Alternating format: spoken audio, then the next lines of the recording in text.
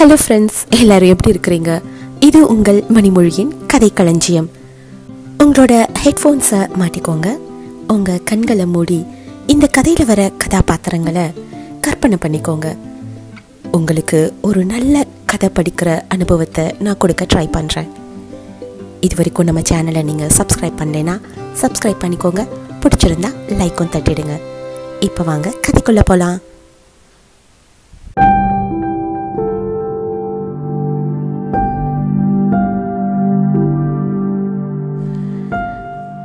சாண்டில்யனின் கடல் புறா பாகம் 2 அத்தியாயம் 15.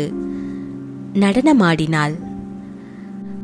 வண்ணமதி வெள்ளி கிண்ணமென பின்னணி வானத்தில் எழுந்து நிற்க, அதன் வெண்ணொளியிலும் மறைய மறுத்த தாரிகைகளில் சில கண் சிமிட்டி மண்டபத்தை உற்று நோக்க, வைத்த கண் வாங்காத மனித கடல் மதிமயங்க, தேவலோக ரம்பை போல் மேடை மீது பறந்து வந்த மஞ்சளழகி தலை தாழ்த்தி அந்த கூட்டத்தை வணங்கிக் கொண்டே தன் மஞ்சள் நிற மங்கள பாதங்களை மெல்ல மெல்ல தட்டி தட்டி சதங்கையொலி ஜல் ஜல் என்று எங்கும் ஒளிபரப்ப, சிலம்பிலிருந்த முத்துப்பரல்கள் குலுங்கி குலுங்கி அதற்கு ஆதார ஸ்ருதி கூட்ட தனது நடனத்தை துவங்கினாள்.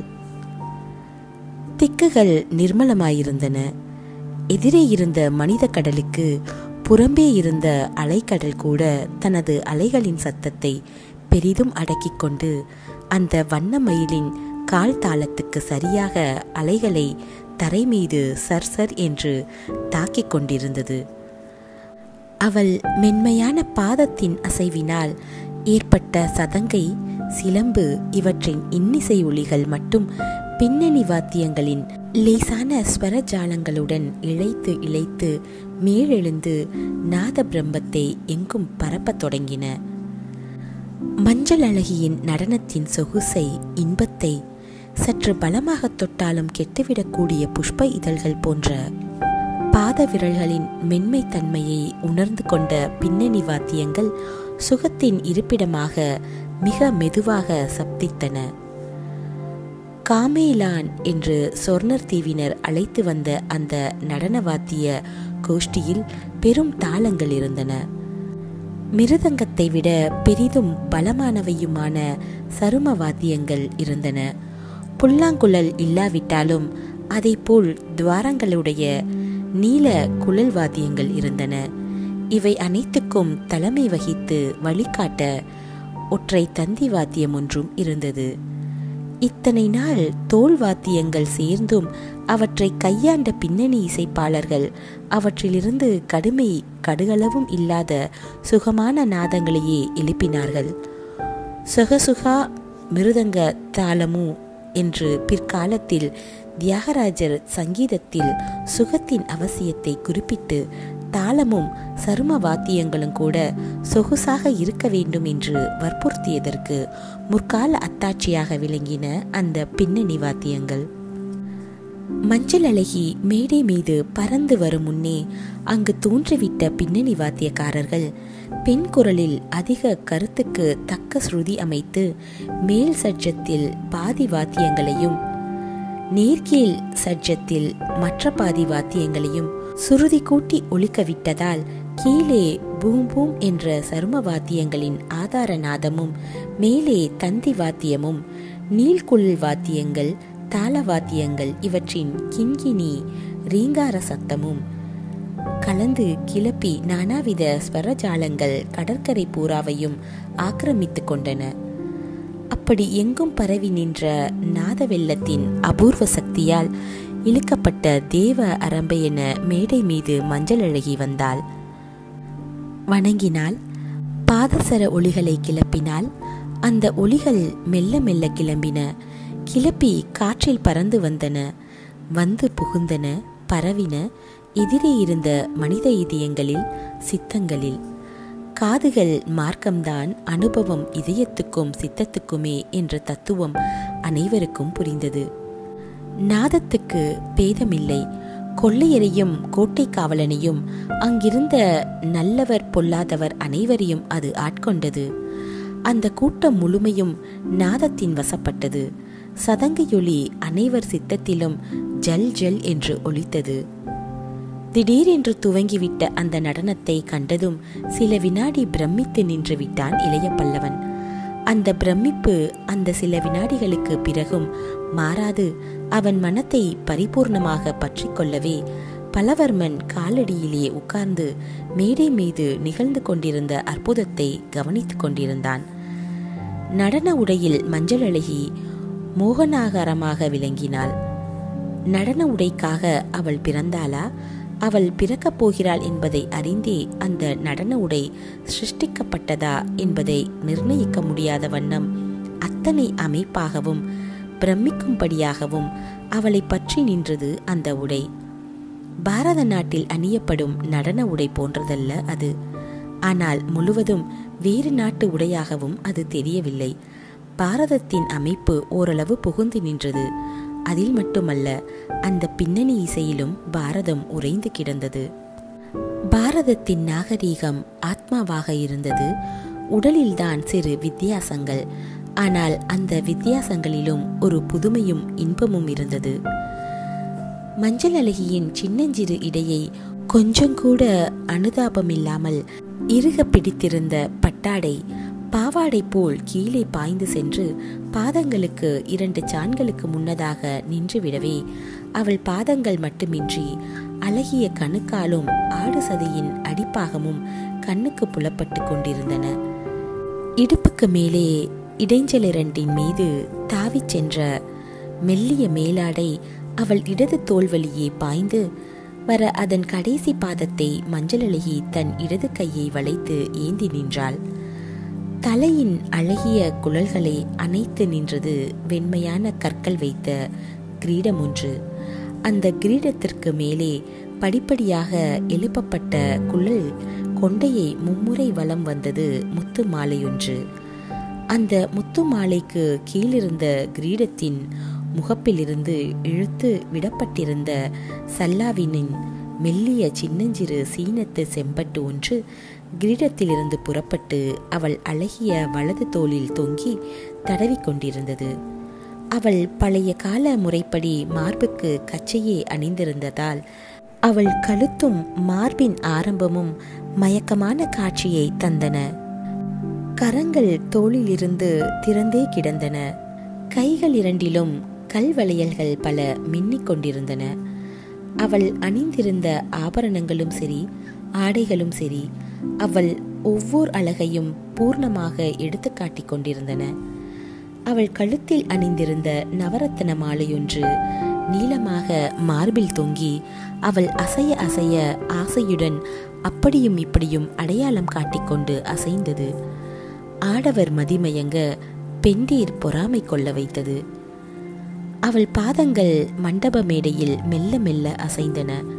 விரல்கள் எழுந்து எழுந்து கீழ்ப்பலகையை மெல்ல மெல்ல தட்டின. ஜதியின் அந்த அசைவில் அவள் பாதத்தின் மீது தீட்டப்பட்டிருந்த செம்பஞ்சு குழம்பு கூட அசைவதாக தோன்றியது இளைய பல்லவனுக்கு. எழுந்து எழுந்து தாழ்ந்த பாதங்கள் சட்டென்று ஒரு புறம் வளைந்தன. கணுக்கால் பட் பட் என்று திரும்ப மேலிருந்த ஆடு சதைகள் அசைந்தன. மஞ்சளோடிய வளவளத்த அந்த ஆடு சதைகளின் மீது பின்னாலிருந்து பாய்ந்த சந்திரனின் வெண்மை கிரணங்கள் அவற்றுக்கு மஞ்சளோ வெளுப்போ இல்லாத ஏதோ ஒரு மோகன புது நிறத்தை அளித்துவிட்டதாக தோன்றியது இளைய பல்லவனுக்கு. அந்த கால்களில் இருந்து கண்ணை மேலுக்கு உயர்த்தக்கூட சக்தி இல்லாமல் அவன் உட்கார்ந்திருந்தான். அவள் அசைவுகள் மேலே ஏற ஏறத்தான் அவன் கண்களும் உயர்ந்தன. முதலில் தலை வணங்கி பாதங்களை மட்டும் தட்டி நடனத்தை துவங்கிய மஞ்சள் அழகி மெல்ல மெல்ல அசைவுகளை மேலுக்கு கொண்டு சென்றாள். கணுக்காலும் கணுக்காலுக்கு பிறகு பாவாடைக்கு கீழே தெரிந்த ஆடு சதையும் அசைந்த அதே நேரத்தில் வணங்கிய தலையுடன் மெல்ல தன் சிற்றிடையை வளைத்தாள். அவள் இடை அசைந்தது. அதை அடுத்து அவள் உடலின் ஒவ்வொரு பாகமும் அசையத் தொடங்கியது. நீண்ட கால சாபத்தின் வசப்பட்டு கல்லாகி கிடந்த தேவலோக ரம்பை திடீரென சாபம் நீங்கி முழு துடிப்புடன் எழுவது போல மஞ்சள் அழகி தலையை நிமிர்ந்து எழுந்தாள். அவள் உடல் பூராவும் நடனக்கலையால் புதுமையான உயிர் துடிப்பை பெற்றது போல் உணர்ச்சி வேகத்தில் அசைந்தது. அழகுகளின் திண்மையும் மென்மையும் மஞ்சளோடிய வெண்மையும் கூட ஓரளவு புலப்பட்டன. கலை என்னும் உயிர் அவள் உடலில் ஊடுருவி வெகு வேகமாக சென்று கொண்டிருந்தது. அந்த வேகத்தில் அவள் அங்கங்கள் துரிதமாக பாவங்களை வெளியிட்டன. கண்கள் பின்னணி இசை பாவங்களை ஒட்டி சுழன்றன, சிமிட்டின, வெக்கப்பட்டன, வருத்தப்பட்டன. புருவங்கள் நிமிர்ந்தன, தாழ்ந்தன, சுருங்கின, விரிந்தன. தலை ஒரு புறம் சாய்ந்து பிறகு நிமிர்ந்தது. இடை திடீரென துவண்டது, திடீரென நிமிர்ந்தது. நவரசங்களும் அந்த ஆரம்ப ஜதியிலேயே தாண்டவமாடத் துவங்கின. மெல்ல ஆரம்பித்த ஜதிகள் தாளங்களின் கால பிரமாணம் மாற மாற அதிக வேகம் பெற்றன. வேகம் பெற பெற அவள் அழகிய உடல் வேகம் பெற்றது. ஆட்டத்தில் எழில்கள் துடித்தன. துடித்தது அவள் எழில் மட்டுமல்ல, பார்த்து கொண்டிருந்தவர்களின் இதயங்களும்தான். அவள் திடீரென நடனத்தின் போக்கை மாற்றி இடைத்துவள சாய்ந்து சாய்ந்து சோகத்தில் ஆடினாள். கண்கள் பஞ்சடைத்து விட்டன போல் தோன்றின. அவள் கால்கள் கூட தளர்ந்து விட்டனவா? ஐயோ, அவள் மேடை மீது விழுந்துவிடப் போகிறாளே! இந்த பயம் கூட்டத்தை கவ்விக்கொண்டது. பயத்தை உயர்த்த பின்னணி மேல்ஸ்தாயி வாத்தியங்கள் தாழ்ந்து கீழ்ஸ்தாயி சரும வாத்தியங்கள் மட்டும் பயங்கர ஒலிகளை கிளப்பின. கூட்டம் மூச்சை பிடித்து கொண்டு உட்கார்ந்திருந்தது. பளீரென்று அவள் நடனத்தை மாற்றினாள். அவள் கண்கள் திடீரென பளிச்சிட்டன. முகவாட்டம் எங்கோ மறைந்தது. குறுகி கிடந்த புருவங்கள் பழையபடி எழுந்து வளைந்தன. மாணிக்க கனி வாயுதல்கள் மலர்ந்தன. ஆனந்தத்தின் சாயைகளை காட்டத் தொடங்கினாள் மஞ்சள் அழகி. அவள் இடை நெகிழ்ந்தாலும் உடல் நிமிர்ந்தது. கலகலவென ஒரு சிரிப்பு முதிர்ந்தது அவளிடம் இருந்து. பின்னணி இசையும் அவள் கால் சதங்கையும் அந்த சிரிப்புக்கு எப்படித்தான் ஒத்துப்பாடின. அவள் அங்கங்கள் ஆனந்த உயிர் பெற்றன. வாத்தியங்களின் வேகமும் சப்தமும் அதிகரித்தன. கிர்ரென்று அவள் ஒரு முறை மண்டபத்தின் நடுவில் சுழன்றாள். பாவாடை சக்கரவட்டமாக கூட்டத்தின் முன்பு விசிறி எழுந்து படிந்தது. மேலாடை படிந்தபடியே சற்று பறந்தது. தலையில் கிரீடத்தில் தொங்கிய மெல்லிய பட்டும் மந்த மாருதத்தில் மெல்ல பறந்தது. ஒரு முறை சுழன்றவள் மற்றும் ஒரு முறை சுழன்றாள். பிறகு காலை தட்டி தட்டி கைகளை கொட்டி கொட்டி மேடை மீது அசைந்து அசைந்து நடந்து நடந்து நின்று நின்று ஆடினாள். பின்னணி வாத்தியங்கள் பீரிட்டு எழுந்தன. கூட்டத்தின் மௌனமும் கலைந்தது. அவள் உயிர் பெற கூட்டம் உயிர் பெற்றது. அவள் கால் தட்டலுக்கும் கை கொட்டலுக்கும் சரியாக கொள்ளைக்காரர்கள் கைத்தாளம் போட்டார்கள். அவள் அசைய அசைய அவர்களும் அசைந்தார்கள். அவர்கள் கைத்தாளம் அந்த கடற்கரை பூராவும் பறந்து அலைகளின் சப்தத்தை கூட அடக்கிவிட்டது. அந்த சத்தம் உச்சஸ்தாயியை அடைந்து கொண்டிருந்தது. வெறி பிடித்த கொள்ளைக்காரர் விட்ட பெருமூச்சும் ஸ்ருங்கார சத்தமும் கூட பின்னணி வாத்திய ஒலிகளை அடக்கும் ஸ்ருதிக்கு வந்தது. அத்துடன் அந்த நாட்டியம் முடிந்தது என்று நினைத்தான் இளைய பல்லவன். அந்த நினைப்பு எத்தனை தவறு என்பதை அடுத்த வினாடி புரிந்து கொண்டான். நடனத்தால் மனிதர்களை தன் இஷ்டப்படி வளைக்க வல்ல மஞ்சள் அழகி சரேலென நடன முறையை வேறு வழியில் திருப்பினாள். கொள்ளையர் வெறி கூச்சலுக்கும் கை தாளத்துக்கும் இடையே எழுந்த இனிய குரல் மந்த மாருதத்தில் பறந்து வந்தது. கைத்தாளங்கள் சரேலென அடங்கின. வெறிக்கூச்சல் மறைந்தது. எதிர்பார்க்க முடியாத அமைதியும் மௌனமும் மீண்டும் அந்த கடற்கரையை ஆட்கொண்டது. மஞ்சள் அழகியின் இனிய குரல் ஸ்தாயியில் எழுந்தது. வேறு எந்த சாரீரமும் எட்ட முடியாத இடங்களை தொட்டு தொட்டு காட்டியது. பல வீணைகளும் குழல்களும் ஒலித்தாலும் கொடுக்க முடியாத இன்பத்தை அவள் குரல் கொடுக்க துவங்கியது. பின்னணி வாத்தியங்கள் அப்பொழுதும் முழங்கிக் கொண்டுதான் இருந்தன.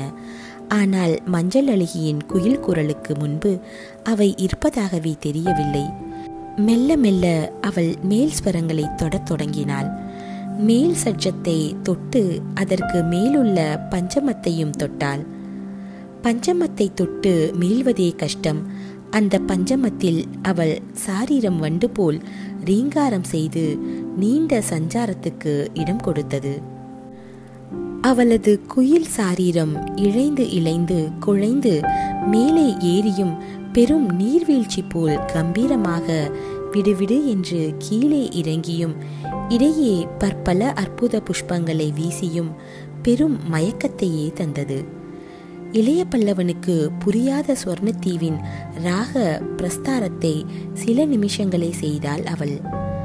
பிறகு சரும வாத்தியங்கள் முழங்க, ஒற்றையடி தந்தி வாத்தியம் டங் டங் என ஒலிக்க, தாள வாத்தியங்கள் ஜல் ஜல் என சப்திக்க, காவி மொழியில் ஒரு காதற் பாட்டையும் அவள் துவங்கினாள்.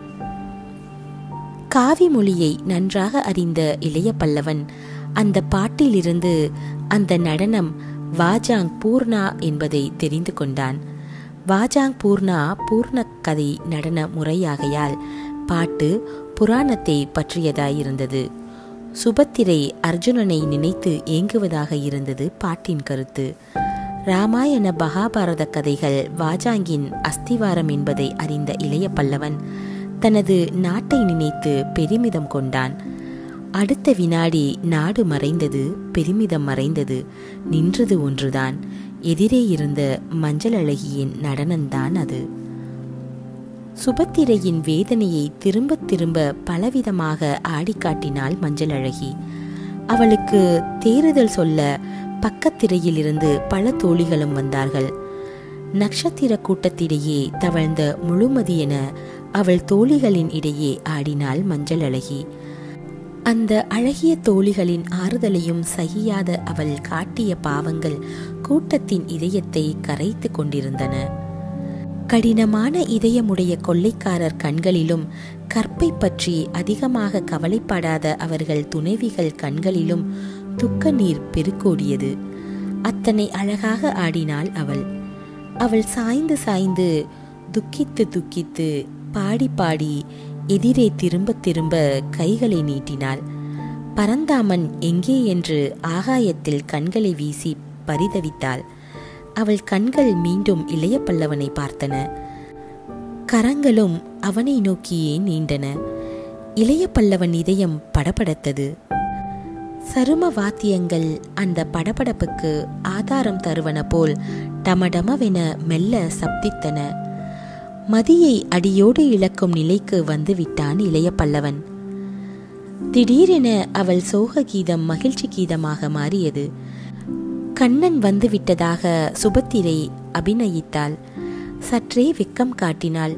கண்ணன் ஆசி கிடைக்கவே ஆனந்த தாண்டவம் துவங்கினாள்.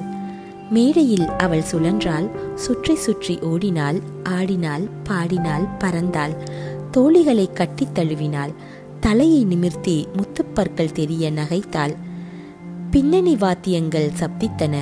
மகிழ்ச்சி உத்தஸ்தாயிக்கு போய்க் கொண்டிருந்தது. இளைய பல்லவனை கைகளை நீட்டி வா வாவென்று பகிரங்கமாக அழைத்தாள் மஞ்சள் அழகி. அது நாட்டியத்தில் சுபத்திரை கனவில் அழைக்கும் கட்டம் என்பதை அறியாத இளைய பல்லவன் திடீரென இருப்பிடத்தை விட்டு எழுந்தான். மேடை நோக்கி 2 அடி எடுத்து வைத்தான். அவ்வளவுதான். அதுவரை இருந்த அமைதி குலைந்தது. நில் என்ற சொல்லொன்று அதிகாரத்துடன் ஒலித்தது.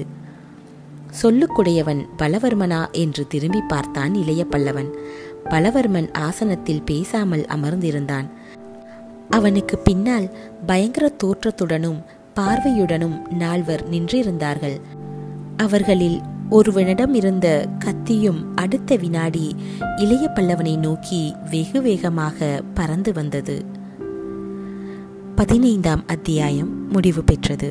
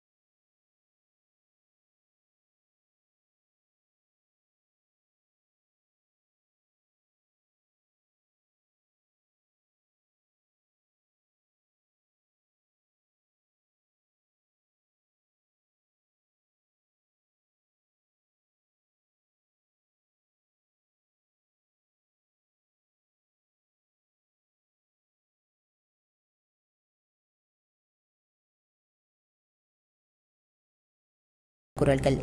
அப்படி இருக்க இந்த அற்பன் வீசிய குருவால் எப்படி என்னை கொல்ல முடியும் என்று மீண்டும் கேட்டான் இளைய பல்லவன் கொள்ளை கூட்டத்தை நோக்கி. முடியாது முடியாது என்று கூச்சலிட்டனர் கொள்ளை கூட்டத்தினர். குருவால் அறிந்தவனை கொல்லுங்கள் என்று இடையே எழுந்தது ஒரு கொள்ளைக்காரன் மனைவியின் கீச்சுக்குரல். ஆமாம், கொல்லுங்கள் கொல்லுங்கள் என்று எழுந்தன பல மாதர்களின் குரல்கள். குழப்பம் ஏற்படும் நிலை மீண்டும் வந்தது. பதக்குகளும் சூளுக்களும் தங்கள் இடையிலிருந்த கத்தி பிடிகளில் கையை வைத்தார்கள். இளைய பல்லவன் குரல் பலமாக எழுந்தது. யாரும் யாரையும் கொல்லக்கூடாது.